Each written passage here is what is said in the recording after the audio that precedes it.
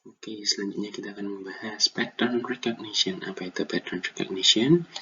Nah, pattern recognition adalah kemampuan untuk melihat persamaan atau perbedaan secara umum yang akan membantu kita membuat prediksi atau menuntun kita menemukan cara pintas dalam suatu permasalahan.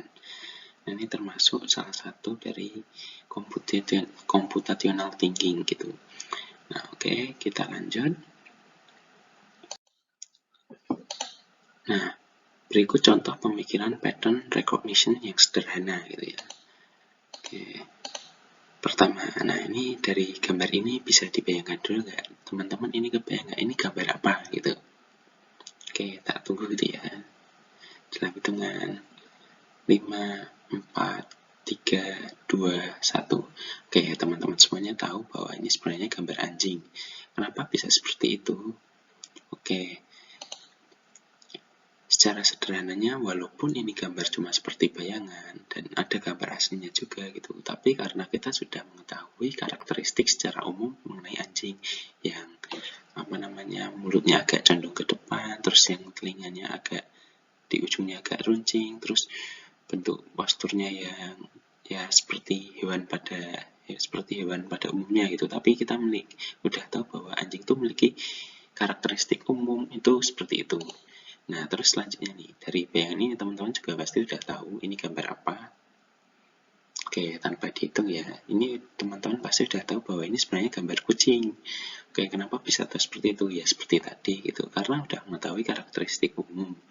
Nah, jika dibandingin dari gambar dua ini, ada gambar kucing dan gambar anjing yang dilihat yang warna hitam aja, karena itu yang sebagai bayangan atau basicnya gitu.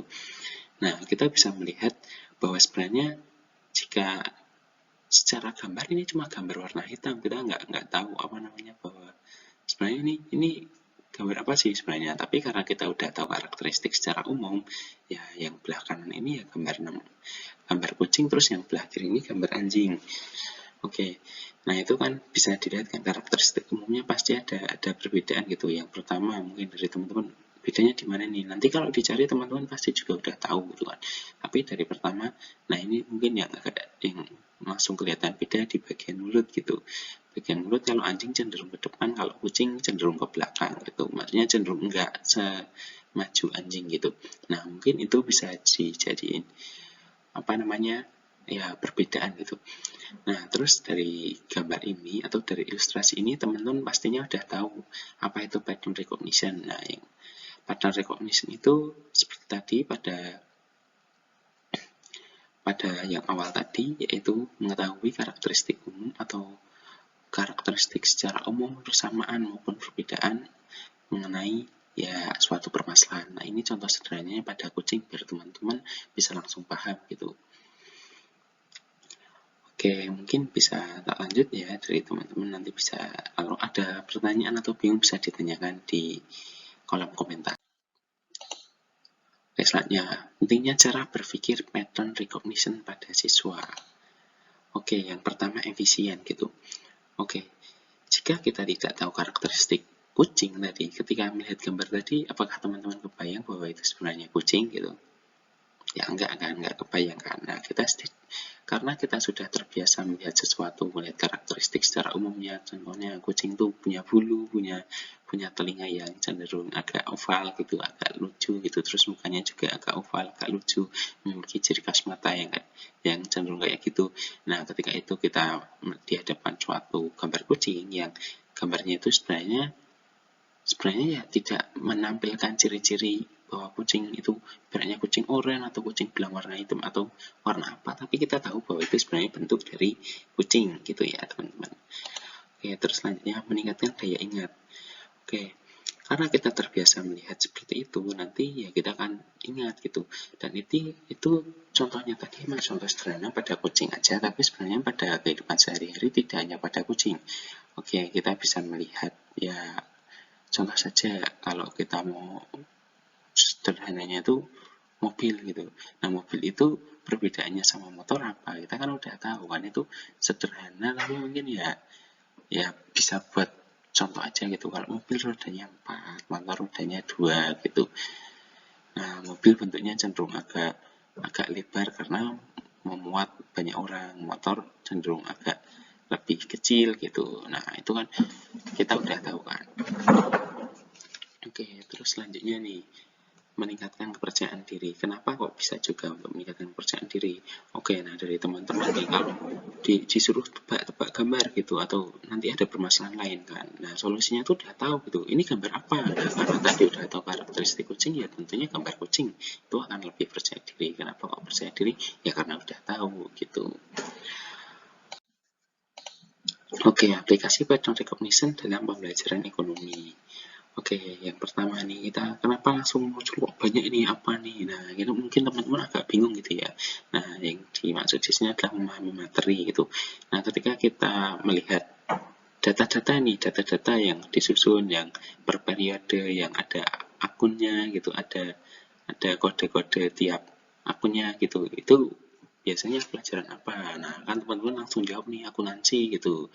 Oke, terus selanjutnya membahas yang ekonomi yang tentunya tidak secara garis besar, tetapi secara garis kecil gitu, seperti membahas UMKM, koperasi, dan lain-lain. Itu apa itu? Nah, itu kan teman-teman langsung bayang mikro gitu.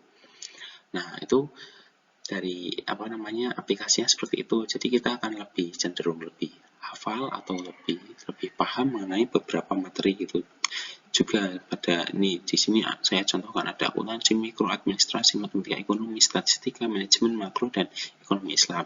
Nah, itu setiap pelajaran atau mata kuliah itu memiliki karakteristik sendiri-sendiri.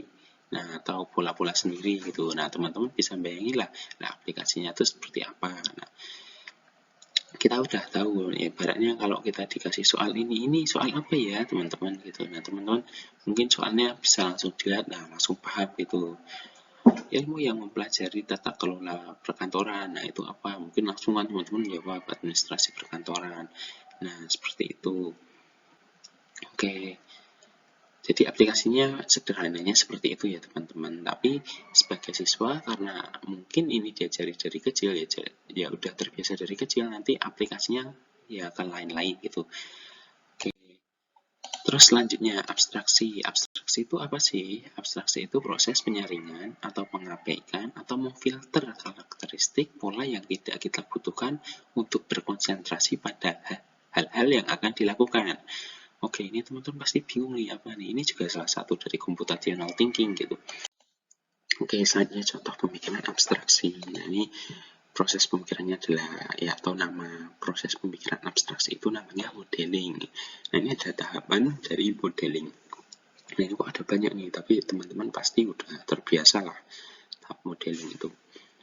Nah, ini langsung ke contoh. Kalau kita disuruh gambar kucing nih, kalau tadi kan nebak kucing di pattern recognition, kalau ini contoh gambar lah, biar agak beda dikit walaupun subjeknya sama-sama kucing gitu, objeknya sama-sama kucing. Nah, ini kalau kita mau gambar kucing, nah kita kan tahu gitu kan karakteristik umum kucing gitu, ya memiliki tangan, memiliki kaki, terus ya ukurannya segitu segini, terus ya intinya kucing tuh bentuknya gimana, karakteristik umum kita udah tahu lah ya, yang membedakan dengan hewan lain gitu intinya. Terus karakteristik spesifik di kucing nih, contohnya kucing nih suka suka sama ikan gitu kan, terus suka yang amis-amis, terus biasanya meong gitu kan, mengi atau apa namanya itu. Nah, terus karakteristik relevan. Nah, kalau kita mau gambar kucing ya kita harus tahu kan, maksudnya kucing itu memiliki kaki, memiliki mata. Nah, itu kan kita harus gambarnya tuh tahu gitu. Nah, terus tidak relevan tapi bisa disaring. Nah, kita kan udah tahu ada ada istilahnya tuh mata, telinga, dan lain-lain dari kucing gitu kan. Nah, tapi ukurannya itu kita nggak harus tahu gitu kan, nggak harus penting gitu kan. Warnanya juga kita nggak harus memikirkan gitu kan. Warna dari kucing tuh nggak harus memikirkan, jadi tidak relevan tapi bisa disaring. Soalnya gambar kucing ya sebatas gambar kucing, yang kategori minimalnya loh, bukan yang persis kucing banget itu bukan, tapi itu gambar itu udah mewakili kucing gitu. Terus spesifik bisa disaring, ya kita tahu kucing itu suka amis gitu kan, terus suka ngeong-ngeong, ya kita nggak harus gambar terus ada dikasih keterangan kucing suka amis-amis gitu kan, enggak kan, lama kan, jadi langsung gambar kucingnya gitu. Terus selanjutnya ada denah nih. Nah, kalau kita mungkin mau memberitahu teman gitu kan, nah karakteristik umum dari denah tuh ya kita tahu ada banyak jalan gitu kan, ada banyak keterangan. Tapi kalau kita ngasih keterangan ya yang dilewati aja gitu kan. Nah, spesifiknya ya lewat jalan tertentu. Terus karakteristik relevannya ada banyak jalan di situ gitu kan, sama kayak karakteristik umumnya tadi. Terus tidak relevan tapi bisa disaring. Nah, kalau kita ngasih tahu teman ya kita ngasih tahu ya jalannya yang tercepat aja, yang tidak cepat itu yang tidak relevan gitu, tapi bisa disaring. Kita nggak harus gambar kan. Contohnya mungkin kalau dari Jogja mau ke Kulon Progo ya bisa aja muter dari utara lewat Magelang terus Purworejo terus balik ke Kulon Progo, itu bisa. Tapi tidak relevan lah, maksudnya kalau kita ngasih rute kok kayak gitu, padahal lewat jalan waktu saja udah lebih enak gitu. Terus spesifik bisa disaring. Oke, kita tahu apa namanya, kalau ke Kulon Progo ya ada istilahnya kayak mau pakai kereta bisa, mau pakai mobil bisa gitu kan. Tapi itu ya kita nggak harus nyebut-nyebutin juga lah, kamu saranku enak pakai mobil aja gitu biar ya nggak hujanan gitu kan, nggak harus disebutin juga kan. Nah itu. Terus selanjutnya nih, kalau kita mau gambar motor nih, nah ini contoh aja gambar motornya ya yang nggak bagus biar keinget gitulah. Nah kalau mau gambar motor kan intinya kita tahu karakteristik umumnya, beroda dua, ada knalpotnya, ada stangnya gitu, ada spionnya gitu, ada lampunya gitu.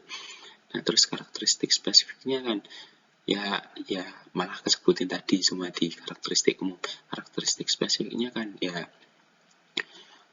mungkin warnanya merah, terus apa namanya, velgnya apa gitu, terus ininya apa gitu.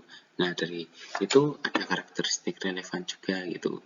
Nah karakteristik relevan juga mungkin harganya nih kok harganya tuh jenisnya ini motornya ini motor gigi atau motor metik gitu. Nah itu jenisnya. Terus yang ini yang tidak relevan tapi bisa disaring.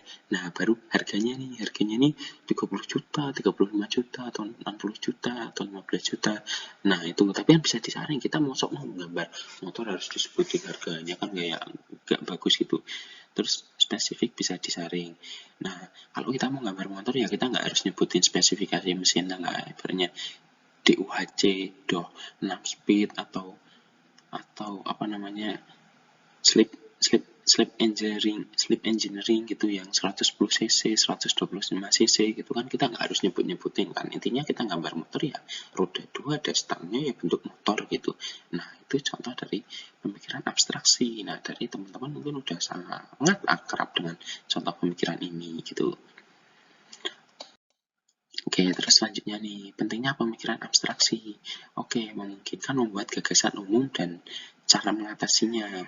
Nah, ini kan teman-teman udah tahu kan dari tadi abstraksi. Oh, ini gambar kucing tuh, kalau gambar kucing ya harusnya gini gitu, ya biar cepat. Kalau ngasih tahu rute gitu ya harus cepat, biar cepat gini gitu. Terus selanjutnya, jika tidak melakukan abstraksi berpotensi besar melakukan solusi yang salah gitu. Contohnya mau gambar kucing, kita apa namanya, sibuk dengan ngeong-ngeong, tidak gambar yang sewajarnya aja gitu.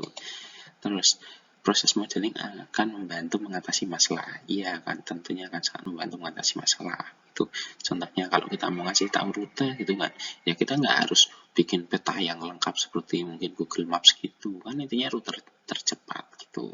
Contohnya gitu ya. Terus